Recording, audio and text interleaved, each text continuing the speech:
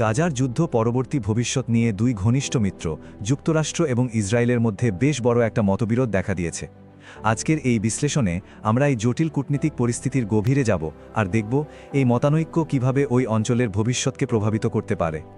আসলে পুরো ঘটনার মূলে কিন্তু একটাই প্রশ্ন, যা নিয়ে বিশ্বনেতারা এখন চিন্তিত। যুদ্ধ শেষ হলে গাজার শাসনভার কার হাতে থাকবে? আর এই প্রশ্নের উত্তর ঘিরেই যুক্তরাষ্ট্র আর ইসরায়েলের মধ্যে এত উত্তেজনা তৈরি হয়েছে। আর এই যে এত বড় একটা বিতর্ক, সেটা শুরুটা কিন্তু ইসরায়েলের প্রধানমন্ত্রী বেঞ্জামিন নেতানিয়াহুর এই খুবই কড়া আর সরাসরি বক্তব্যটা দিয়েই। তার এই একটা কথাই পুরো পরিস্থিতিকে একদম স্পষ্ট করে দিয়েছে আর জন্ম দিয়েছে এক বিশাল কূটনৈতিক বিতর্কের। তো চলুন এই ব্যাপারটায় আরেকটু গভীরে ঢোকা যাক। নেতানিয়াহুর এই ঘোষণাটা আসলে একটা নির্দিষ্ট প্রস্তাবের জবাবে দেওয়া হয়েছিল, যা তার অবস্থানকে আরও কঠোর করে তুলেছে এবং মিত্রদের মধ্যে একটা বিভেদ তৈরি করেছে। নেতানিয়াহু কিন্তু তার এই কথাটা কোনো রাখঢাক না রেখেই বলেছেন, একেবারে ইসরায়েলের পার্লামেন্ট নেসেটে দাঁড়িয়ে। তিনি জোর গলায় বলেছেন যে গাজার ভবিষ্যৎ পরিচালনায় তুরস্ক বা কাতারকে কোনোভাবেই কর্তৃত্ব দেওয়া হবে না। কারণটা হলো তিনি মনে করেন এই দুটো দেশ ইসরায়েলের প্রতি শত্রু ভাবাপন্ন। এর পেছনে আছে হামাসের সাথে কাতারের ঘনিষ্ঠ সম্পর্ক আর সাম্প্রতিক সময়ে তুরস্কের ইসরায়েল বিরোধী কড়া অবস্থা। এখন প্রশ্নটা হচ্ছে, নেতানিয়াহু ঠিক কিসের বিরুদ্ধে এত কড়া কথা বলছেন? যুক্তরাষ্ট্রের পরিকল্পনাটা আসলে কি ছিল? চলুন সেটাই একবার দেখে নিই। যুক্তরাষ্ট্র গাজা এক্সিকিউটিভ বোর্ড নামে একটা কমিটি বানানোর প্রস্তাব দিয়েছে।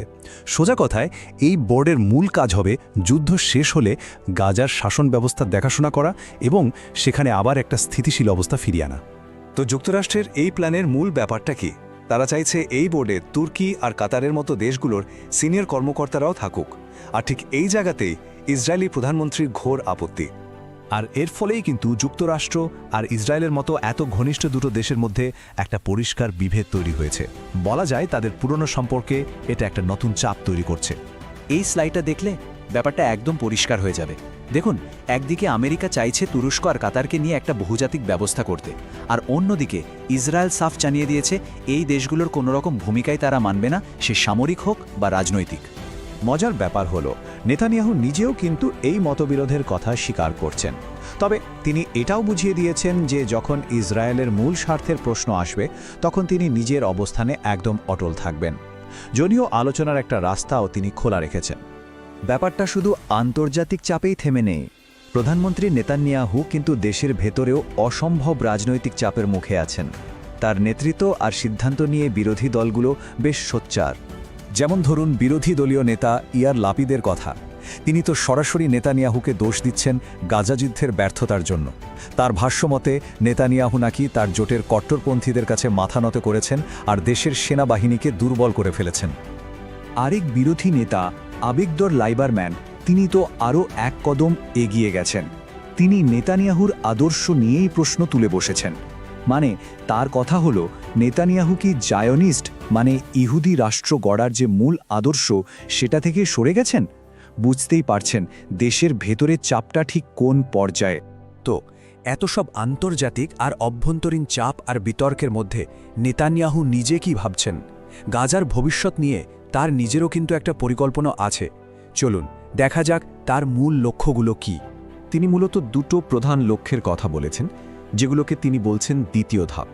এক, হামাসকে পুরোপুরি নিরস্ত্র করা, আর দুই, পুরো গাজা অঞ্চলটাকে একটা সামরিক মুক্ত এলাকা বানানো। তার কথা অনুযায়ী এই দুটো লক্ষ্যের কোনো বিকল্প নেই। এসব সামরিক লক্ষ্যের পাশাপাশি তিনি কিন্তু একটা মানবিক প্রতিশ্রুতির কথাও বলেছেন। তিনি কথা দিয়েছেন নিহত শেষ জিম্মি পুলিশ মাস্টার সার্জেন্ট রান গিভিলির মরদেহ তিনি ফিরিয়ে আনবেন, আর এটা ইসরায়েলের মানুষের জন্য খুবই সংবেদনশীল একটা বিষয়। তো সব মিলিয়ে পরিস্থিতিটা এমন একটা বড় প্রশ্ন রেখে যাচ্ছে আমাদের সামনে, যখন দুটো এত শক্তিশালী আর ঘনিষ্ঠ মিত্র দেশ মানে যুক্তরাষ্ট্র আর ইসরায়েল শান্তির পথ নিয়ে একমত হতে পারছে না, তখন সেই অঞ্চলের ভবিষ্যৎটা আসলে কে ঠিক করবে? এর উত্তরটাই হয়তো আগামী দিনের ইতিহাস বলে দেবে।